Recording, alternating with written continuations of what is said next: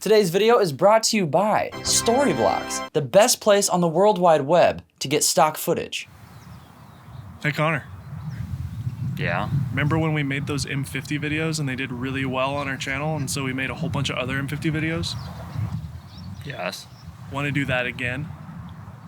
Yes. Wait, didn't you sell your M50? Yes. Hey, I have a Canon M50!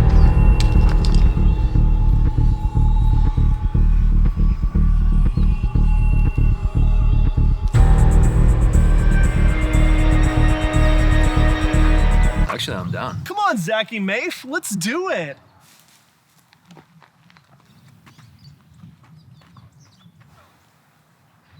Hey, thanks.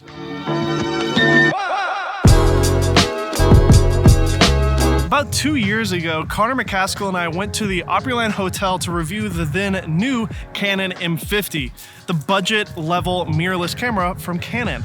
Now that it's been over 2 years, this camera came out originally in February of 2018, is it still a viable option?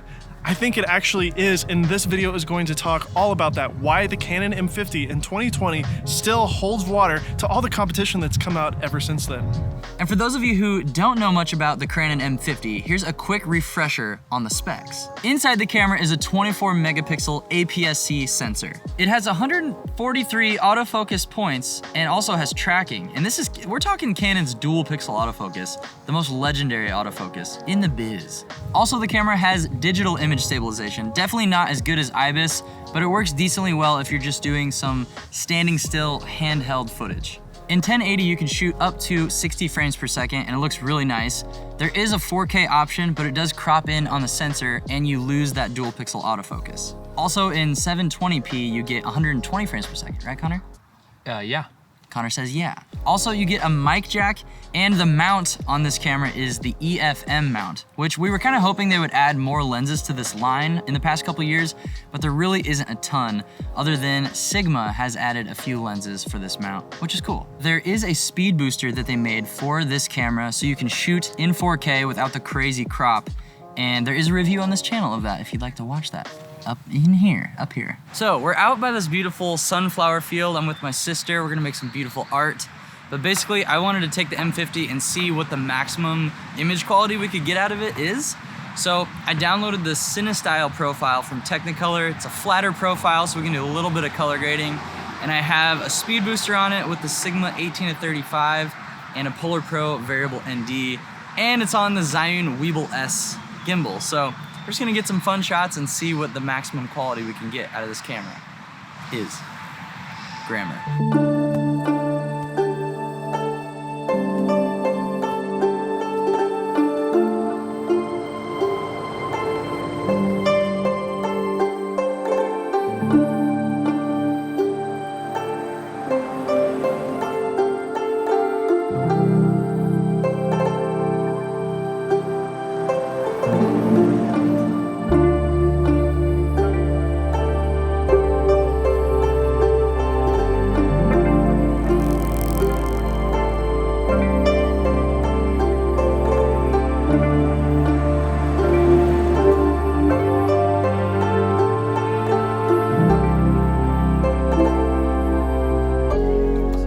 That makes sense. In preparation for this video, we all scoured the internet looking for cameras in this price bracket that fill all of the needs that this thing fills. Mirrorless, lens selectability, 4K, good autofocus, flip screen, a mic jack, all the things that you really want everything to be. This is such a perfect hybrid camera, and there's nothing in that $500 price range right now from any other company that fills all of those needs. The Canon SL2 can do a lot of the same things that the M50 does, but then you're going to a DSLR and you lose a lot of the flexibility of mirrorless. If you look at all the other brands, there's the A6000. That camera doesn't have 4K and it doesn't have great autofocus. Panasonic has, of course, the G7 and the G85 that shoot 4K, have a flip screen, but the autofocus sucks there. Everywhere you look, there's cameras in that price range, but they don't fill all of the needs that the M50 fills. And that's why, to this day, believe it or not, 2 years later, the Canon M50 is my highest recommendation for somebody who's just starting out, getting their first camera, and they're wanting to do hybrid photography and videography. I agree. Boy. My sister is just getting into photography recently. She just shot her first wedding, and actually the Canon M50 was her choice of camera to shoot really nice raw photos on a budget. So I'm gonna show some of her photos here that are edited, and it's just more proof that this camera is really awesome, even for its affordable price tag. With the wedding photo shoot, I shot on the Sigma 18 to 35 millimeter. It was a super awesome experience. The high-speed photo option is fantastic.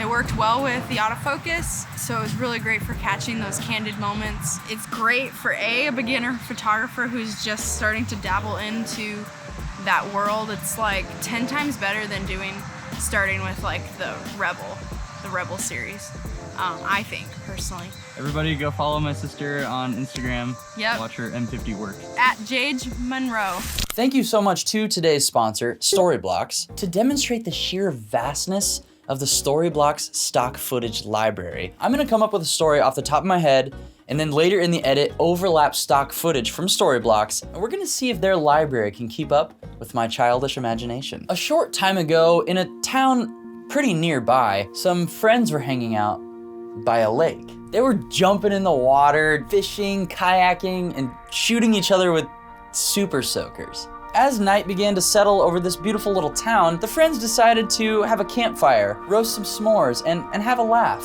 together.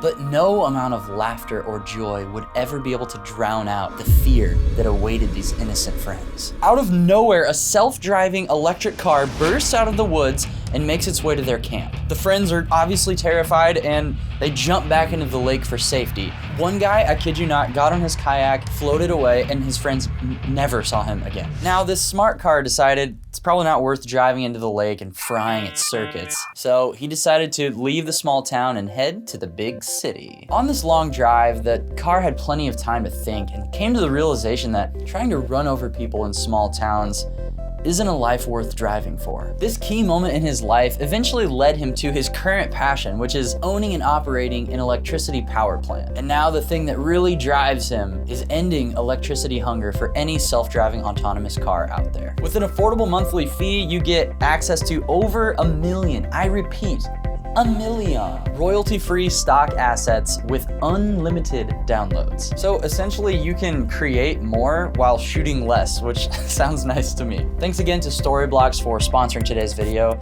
Hey, Connor. Remember when Yeah. we...